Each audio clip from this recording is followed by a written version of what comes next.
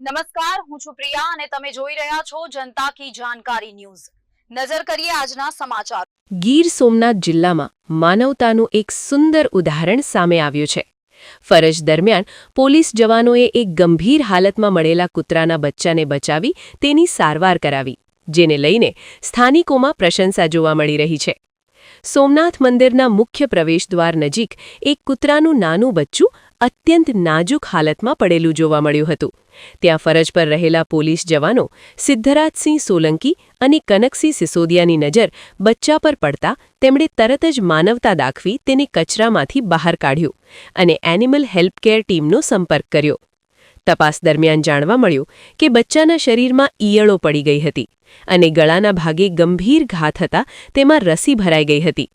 તાત્કાલિક સારવાર દરમિયાન રસી બહાર કાઢી ઈયળોને દૂર કરવામાં આવી અને જરૂરી દવાઓથી સેનિટાઈઝ કરવામાં આવ્યું। સમયસર સારવાર મળતા બચ્ચાની હાલતમાં સુધારો નોંધાયો છે। પોલીસ જવાનોએ પોતાની ફરજ સાથે અબોલ પ્રાણી પ્રત્યે કરુણા અને સેવાભાવ દર્શાવી સમાજ સમક્ષ પ્રેરણાદાયી ઉદાહરણ પૂરું પાડ્યું છે। અબોલની સેવા એ જ સાચો ધર્મ। આ વિચારને સાચો અર્થ આપતી આ ઘટના હાલમાં ચર્ચાનો વિષય બની છે। પરેશ લશ્કરી।